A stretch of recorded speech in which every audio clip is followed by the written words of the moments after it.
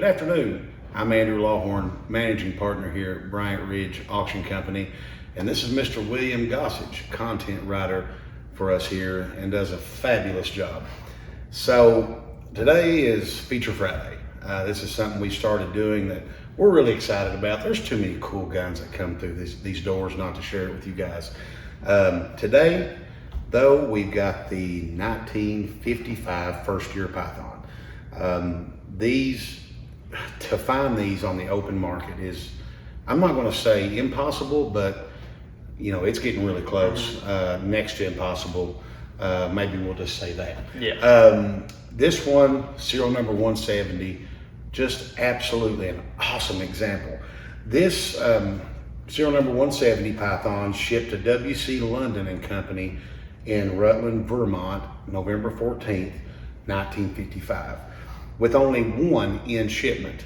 That's actually really cool. I really like the one in shipment.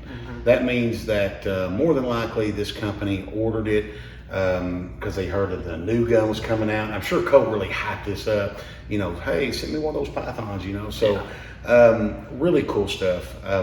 Like I said a minute ago, only 300 made the first year. This example comes with the factory letter, and you would be hard pressed to find another first year Python in this condition. Now, I've read along Willie about what I think. What do you think about this fine firearm? I mean, I think that the Colt Python is one of the most iconic double action revolvers of all time. You know, everyone thinks Python 357. It's actually kind of funny. When Colt was designing this gun, they never intended it to be a 357 Magnum. Back in the day, Colt revolvers won pretty much all the bullseye competitions. And so Colt was looking to design the Cadillac of 38 special target revolvers. And it was kind of really a last second decision. They were like, well, why not just chamber it in 357 Magnum? I mean, we already make other revolvers on this frame size in 357. It can handle it. And so that's what they did. And of course now 357 is synonymous with Python. But this example, I mean, you have the first generation fully checkered walnut grips, which I think are some of the most beautiful grips that Colt has ever put on any gun.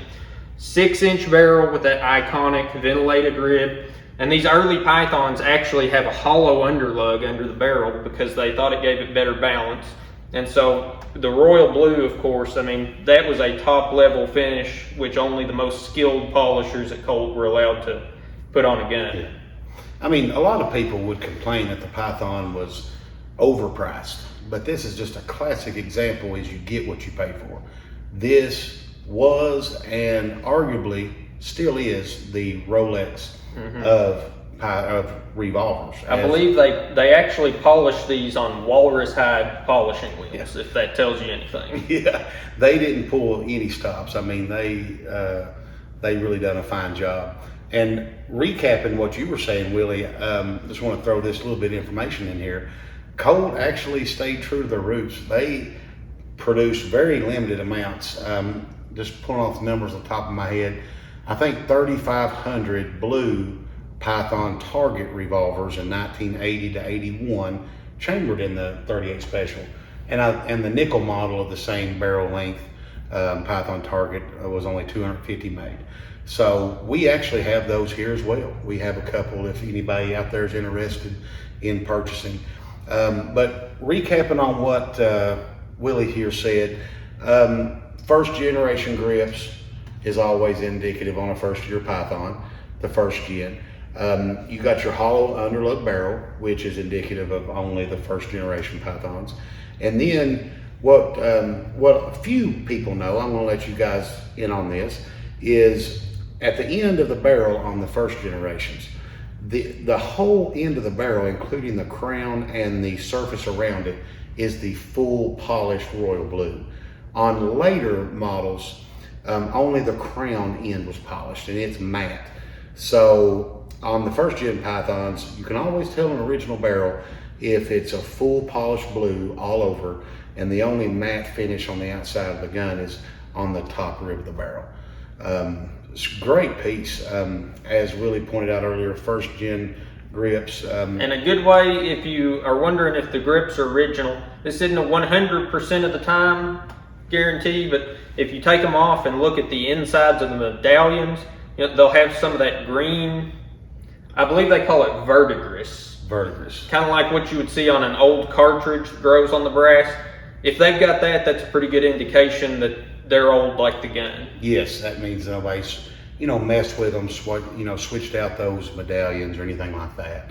But anyway, we just wanted to throw this one out here for our Feature Friday, give you guys a good look at it.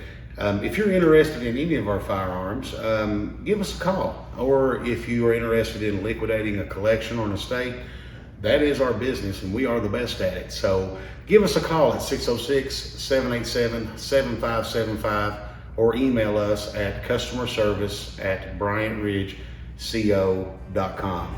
And as always, have a great day from Bryant Ridge and the family.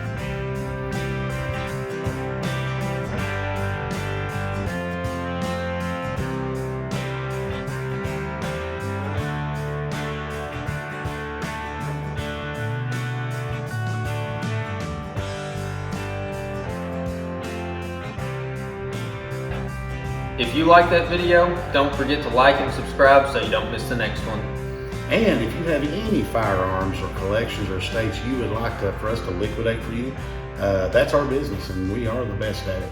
Give us a call at 606-787-7575 or email us at customerservice@bryantridgeco.com.